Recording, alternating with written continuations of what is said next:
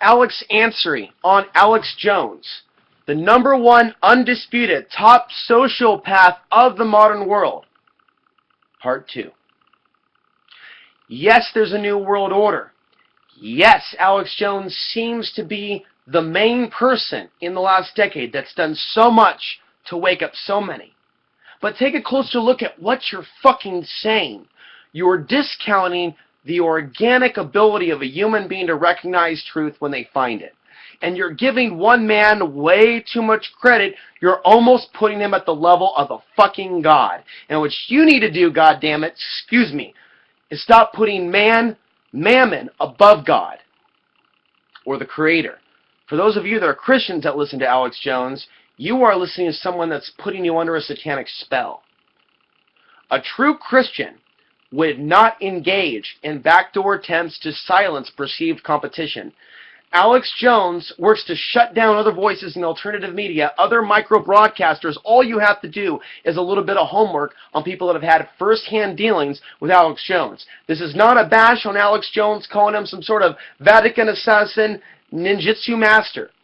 The people dabbling in those conspiracy theories may well be plants themselves to take you away from the true sociopath that is Alex Jones. Every former employee of Alex Jones could tell you what Alex Jones is really like, but Alex Jones is actually prepared with the legal department to sue them if they speak about what life is really like inside the InfoWars compound. Alex Jones is building a media empire. In and of itself, he is the mainstream media within the alternative media. He's not being suppressed by YouTube. He's not being suppressed by Google. Alex Jones is number one. Alex Jones! Alex Jones is number one. And because he is number one, no matter how many times I unsubscribe from his channel and other channels now so I don't have to see his demon eyes looking at me. It's disturbing. You guys can't see it. It's fine. Some of you can. I can't stand looking at his fucking eyes. I'm not bothered by his voice. I think that's kind of funny how troubling his voice is for some people, but I'd be lying to you if I told you that I didn't have a creepy feeling the first time I came around Alex Jones or listened to him.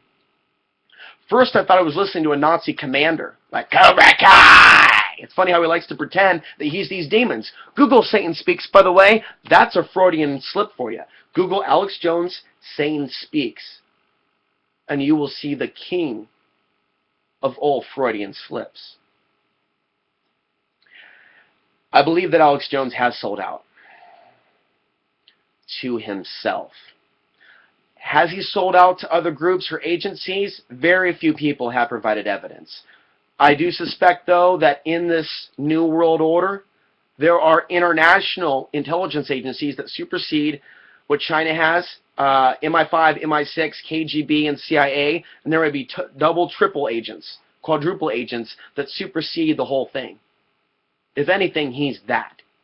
Because what he's doing is he's working to bring down morale here in the United States, and he is literally boosting the image of Russia, in particular Vladimir Putin. Alex Jones, for whatever reason, has something invested in Russia. In Russia today, in Russian intelligence agencies, in Vladimir Putin. And anyone that knows Russia's history understands what they've done to the people of Afghanistan. Does Alex Jones have any friends from Afghanistan? As far as I know, I'm the only Afghan truther. Does Adam Kokesh have any friends from Afghanistan? Sometimes I think these people are overly obsessed with this fear that the white man's world is ending. Because Alex Jones and Jeff Rense and so many others, they almost speak as if all this is about the brownies coming to take from the white man. And this rhetoric appeals to the scared white man and woman that are afraid of the walls being breached. Yet I am the one that is telling you directly that in the year 2025, I suspect that at the apex of solar cycle 25, culminating between 2022 and 2025, the breaches are coming down in America, and Chinese and Russian troops are going to pour in. And this is going to be a conspiracy by design from within this country, and it's totally compatible with the early work of Alex Jones. Somewhere on the way to the top, Alex Jones and his message changed, and it really took a turn around 2006, 7, and 8. Once he got that, I don't know what it was about in-game, but there was something about that period when he released in-game that I went in different directions, and Alex Jones never talked to me again. Anyone that is perceived to be critical of Alex Jones will never, as they say, work in this town again. Alex Jones is a consultant, admittedly, to Jesse Ventura's TV show in the past, and I suspect he has been when Russia Today was having a lot of American conspiracy theorists on. And there was a point in time where Liz Wall, who resigned from Russia Today, she invited me onto Russia Today, but I've been speaking about the global New World Order, and I've done interviews with people that believe that there will be occupation here on U.S. soil by Chinese-Russian forces. I can't help but wonder if there was something that I said that motivated that producer to make sure that I was not going to be on that show. As I speak, you might hear the fighter jets above me. I'm not too far from the National Guard. When it goes down, ladies and gentlemen, it's going down here. You guys got all your focus on Texas? I'll tell you, Dallas ain't safe. Austin ain't safe. Central Texas ain't safe. But neither is the Portland area either, because of the proximity that we are to the Pacific Ocean. We are the West Coast. We are on the West Coast. We are in the danger zone. I don't see it being necessarily Texas or Chinese troops coming up from the Mexican border. The people Alex Jones has promoted, the people Alex Jones has brought on the show, as far as the younger males, they've been people that have been Alex Jones Kool-Aid drinkers. And people like Luke Kradowski, who has already been accused of being a thief of funds that were supposed to go to first responders and their medical bills, and instead went to his school bills. I've tried to reach out to people like Luke Kradowski and others for years, not so I can be in the cool club, but so that I can actually feel like I'm a part of a fucking family. When you grow up half Afghani, and you're the only Afghani truther in America, and America thinks that your dad's country did 9/11, that fucks with your head. Of course, people like me early on, being young, would be drawn to people like Alex Jones, Luke Kradowski, and others, because we are all in this together. But I don't see the racial diversity that should exist. I see xenophobia. I see Islamophobia. I see all these things and can't wonder if there's a reason why their movement is so white. This involves every color, every culture, every language, every human, and it's man and woman. I speak more about the attack on the feminine, and as insane as that is, women attack me. And yet Alex Jones is talking about the war on the men. It's limited. Honestly, I feel like you put us in the same room, it's like a light and a dark. It's like I have this feminine side of me, and he's got this just, he emanates the aura of a monster. He emanates the frequency of an archonic Nephilim, to be honest with you. And so does Mr. Kokesh. There's something about them that's based in self-interest, and you see the teamwork to help them elevate themselves to be in these positions of leadership when they themselves have shown themselves to be not fit to lead. As far as Alex Jones being a tough guy, hey, Alex Jones, anytime you want to get in the ring, I will fuck you up in minutes. Because you don't have the heart for humanity inside you. You have the hunger of a beast that wants more food, that wants more control. Anyone that thinks that they need to be on top of the whole planet and the alternative media has a fucking agenda, because that doesn't really fulfill you as a spiritual being in your so-called connection with God. As you cry for the children, oh, the children! Who fake cries? Who does that? And more or less, who believes that and goes, Alex Jones, Alex Jones, Alex Jones! And that's what you are if you attack me for what I'm doing. You are a freak cult member that has no clue what Alex Jones represents. Can you take the good he has done and leave the rest? Yes, I said that last video. Did you take notes? Are certain things that he says correct? Yes, but many of these things can be found yourself if you have a certain intellectual capacity. If you don't, then you're just a follower. I would advise listening to other shows. I would advise being a human being that's not just mesmerized by flashing graphics and, ooh, look at the demon. Now, when you start to monitor the video screen behind him, you will see devil horns, you will see Masonic symbol. I don't know why Alex does this. And I'm not accusing him of anything.